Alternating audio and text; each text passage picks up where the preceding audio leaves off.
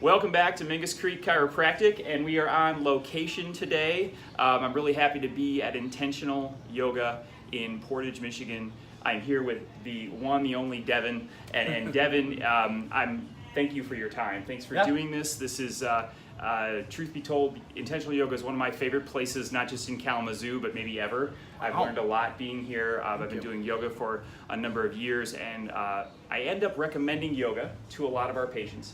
And I'd like to kind of start our conversation today on what you recommend to someone who's maybe never done yoga before. What pushback do you hear from someone who's considering yoga? They might be nervous about it. And what's your dialogue like with that person if they're just beginning to kind of get into a yoga practice? Sure, yeah. Well, first off, thank you for having me. Yeah, I'm super excited. This is great. Yeah, we've had both Doug and Dr. Gordon here and come to the studio here for years, and it's been really cool to watch everybody grow. But this was the first place I had ever practiced yoga, and so most of the people that come in here, that's also their experience. Nobody has ever done yoga. And that's not to say that if you have, that you're certainly welcome. I mean, it's an all levels class. So we have designed a sequence over the many number of years. So we opened in June of 2010, and what I saw was that people had this misconceptions of the yoga practice coming in and scared whether they're not flexible or I've got injuries or am I going to be chanting around in a circle. No, we have a typically a more athletic based approach to yoga. So it's in a heated environment with a humidifying system. You're going to sweat, you're going to breathe, you're going to move, but the nice thing about the hot yoga sequence is that it's a set sequence. So no matter who's teaching, no matter what time of day it is, you'll get the same class. And what that does is offers you the sense of consistency to kind of figure out, okay, where am I flexible, where am I tight, where am I looking to build strength. So I always want to remain a platform for people to walk in, feel comfortable, and not feel like they have to do everything in the class. So that's what I see most coming in, and most people coming in, and I love it. I love being the first introduction to their journey. It's really exciting to see someone try yoga for the first time, and to see what that does, and the things that they learn about themselves. Just pushing themselves just a little bit, challenging themselves in a way, maybe physically, emotionally, in a way that they typically wouldn't. Certainly. And the thing that I always encourage anyone who's looking into yoga, especially a place like Intentional Yoga here, is how you have this tribe and you have this community of people who really support one another because they've all done yoga for the first time themselves. Everyone had to do this once, and maybe they were doing it in their living room with a mat and they had a YouTube video, or maybe they were here, but everyone had a first time of practicing, so they're not alone, and people remember that, and they really encourage each other. Are there things that you try to focus on when you're instructing a new yoga practitioner or someone who's inquiring about it, maybe if they have an injury?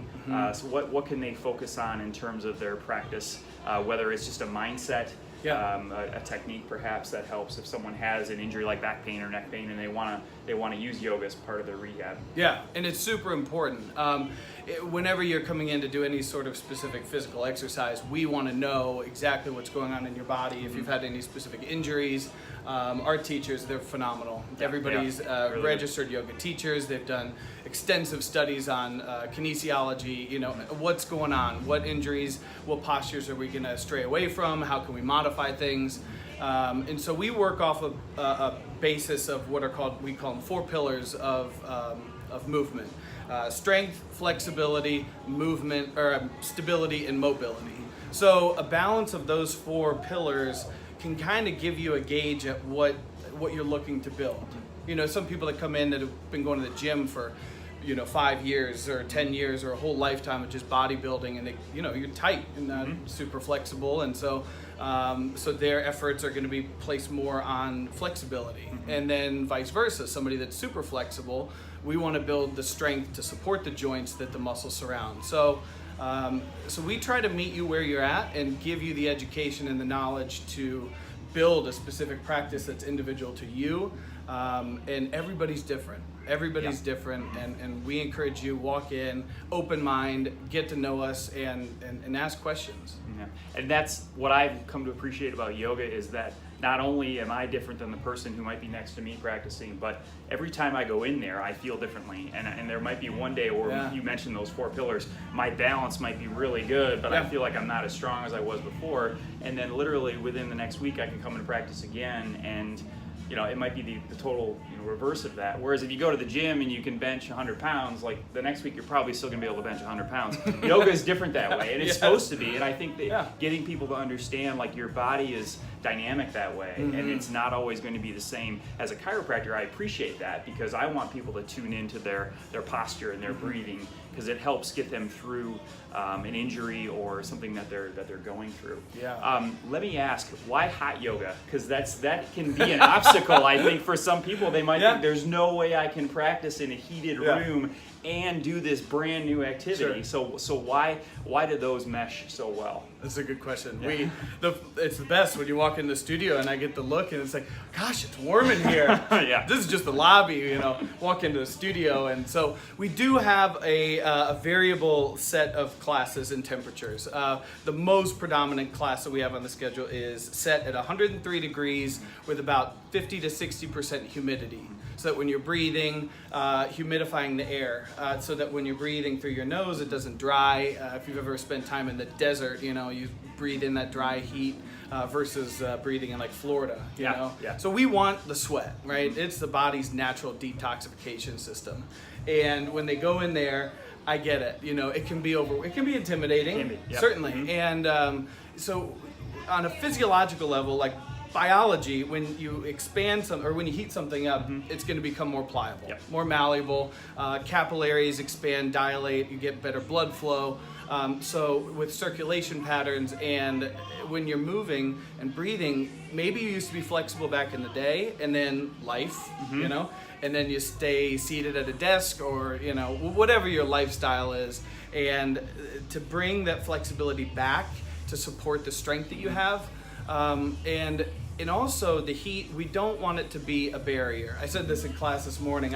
It's not meant to stand in front of you in your way. It's meant to guide you along the way and essentially keep you present. So, and then on a more, I guess, philosophical level, it teaches us the skill set of presence. If you try to fight, against the heat, you can't win. I know. So it teaches us to kind of let the ego subside and honor ourselves, right? When we start to get overheated, overwhelmed, stop. Take a break. You'll catch me snoring in class a couple times. I gotta have a MO. I like to say, I gotta set the example. So really, do what feels good. You're gonna come in some days, like you said, and feel strong and ready to go and jam. And other days, you just need to get away from your cell phone, school, life, work, and just zone out.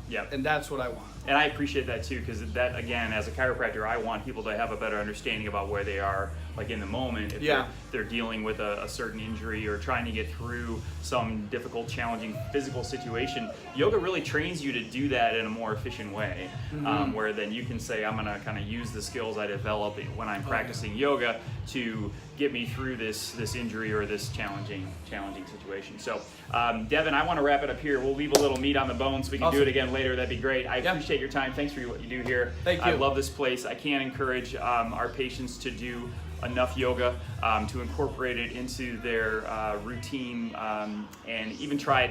If you've never done it before, it's certainly worth a shot. So thank you again. Check out Intentional Yoga on Facebook. They've got a really good feed. 2 weeks, $20. There you go. Absolutely.